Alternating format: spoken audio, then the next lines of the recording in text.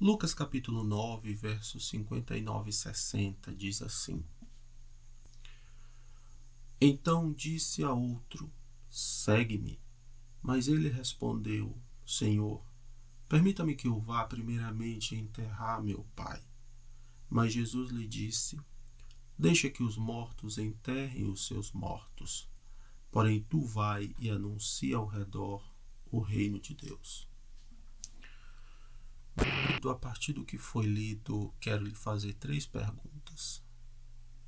Foi Jesus cruel na forma de se expressar, de falar ao homem? O que realmente aconteceu ali? Que história é essa de mortos enterrando mortos? Bom, quer saber? Eu te explico, mas depois da vinheta, é claro.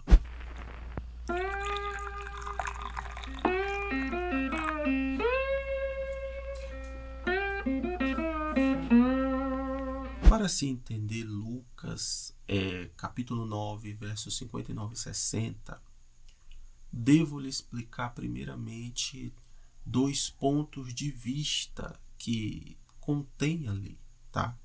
O ponto de vista de quem foi chamado, no caso o homem, e o ponto de vista de quem chamou, no caso Cristo.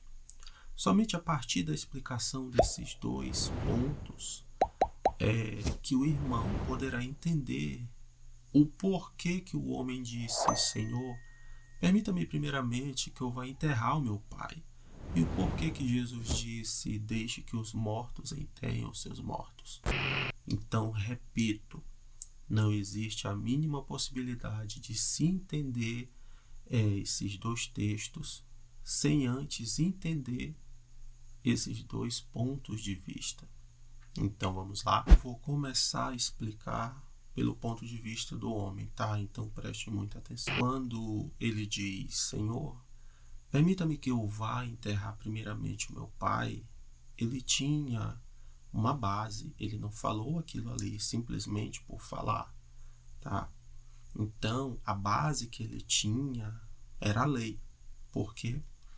Porque naquela época, quando se tratava de pais, quando esses vinham a falecer, era tido como um ato de honra os filhos enterrá-los, tá? Então, quando Jesus chega e diz para o homem: deixe que os mortos enterrem os seus mortos, a forma com que Jesus falou, as palavras que Jesus usou, na visão do homem, na ótica dele, daquele que foi chamado, soou de uma forma contrária à lei. Por esse motivo, ele recuou, tá? E além disso, outros fatores também contribuíram muito para ele não ir. E qual seria um deles? O que a sociedade iria falar? Como ele seria recebido caso ele não fosse mais sepultar o pai e seguisse a Cristo? Pois entenda, não estamos falando aqui de um chamado segundo os moldes do que aconteceu com Timóteo, por exemplo.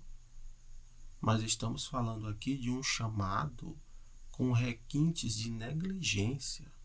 Então, é algo muito sério. Não é de qualquer forma que...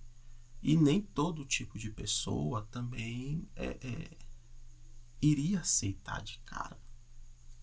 Portanto, por esses motivos, por essa visão, o homem não foi e acabou perdendo essa oportunidade de ser, de ter, de conhecer a Cristo. E o pior de tudo é que, a partir do que foi falado a respeito do homem, sobre a visão dele, a partir da visão dele, cria um sentimento de que Jesus, de fato, colocou mal suas palavras. Alguns até dizem que Cristo foi cruel no trato com o homem, como ele chamou, dado as circunstâncias, porque o homem estava enterrando o pai. pai estava em um período de luto. Mas não foi bem assim que aconteceu. Porque quando eu começar a lhe falar o ponto de vista de Cristo, aí tudo se explica, tudo se esclarece. E é o que vamos começar a falar agora. Deixem que os mortos enterrem os seus mortos. Palavra forte, não é? De fato. Porém, deixa eu lhe explicar o porquê que Cristo falou isso. Hoje, uma pessoa quando morre, ela é enterrada. E depois de enterrada ali, acabou. As pessoas só vão lá, os entes queridos visitam e acabou. Mas nesse tempo não era assim. Tratando-se desse caso aí, não foi assim. E como foi? Ora, nesse tempo aí, o pai desse homem que foi chamado, ele seria enterrado em 2 etapas. Em 2 etapas. Pode um negócio desse? Então, como que aconteceu? O pai desse homem, ele foi enterrado normalmente, como se enterra uma pessoa hoje. Porém, ele seria enterrado uma segunda vez, mas só depois de 1 ano, a partir do período em que ele foi enterrado a primeira vez. Exemplo, digamos que alguém da minha família chegue a falecer, ela seria enterrada, por exemplo, amanhã, tá? Então, a partir de amanhã, conta-se um período de 1 ano. A partir de amanhã, como marco inicial, conta-se um período de 1 ano. Quando esse período de 1 ano se concluir, aí essa pessoa, esse meu parente, seria enterrado novamente, tá? E foi essa situação que aconteceu com o homem, tá? Com o pai do homem. Porque quando o homem disse assim: Senhor, permita-me que eu vá primeiramente enterrar o meu pai, sepultar o meu pai, ele estava pedindo tempo a Cristo. Mas por que ele estava pedindo tempo a Cristo? É muito simples, porque tudo indica que agora que ele tinha concluído a primeira etapa do sepultamento, faltava agora ele esperar esse ano completar para ele enterrar novamente o seu pai, tá? Concluindo assim as suas obrigações filiais. Somente aí é que a partir dessa conclusão dessa segunda etapa de sepultamento é que ele estaria livre para fazer a obra.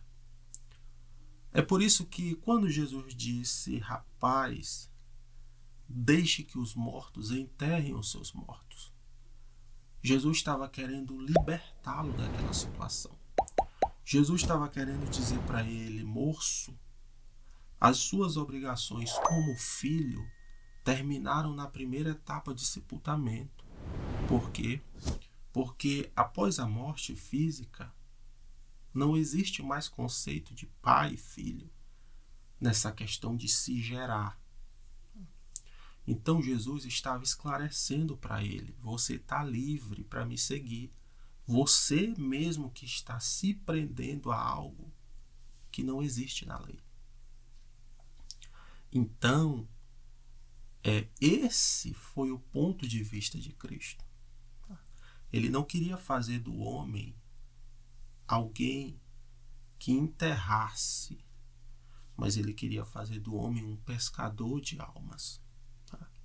Porém, ele, por bem, não aceitou. Perdeu a oportunidade, perdeu a chance. E detalhe, quando eu falo de morte, eu não estou falando dela como um ser propriamente dito, com um capuz e foice na mão, mas sim como um estado de separação infligido pelo pecado. Bom, mas a partir desses 2 pontos de vista que foram colocados, dessa exposição, o que eu quero lhe falar? Vai haver momentos que Deus vai lhe chamar para a obra em situações muito desconfortáveis. Tá? Você pode estar passando por um problema na família, você pode estar passando por um problema no trabalho ou até dentro da própria igreja, tá?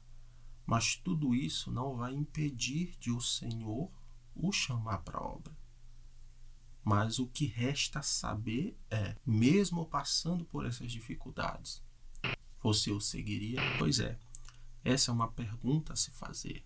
Então não faça como esse homem. Não diga não. Vá, e o Senhor será contigo.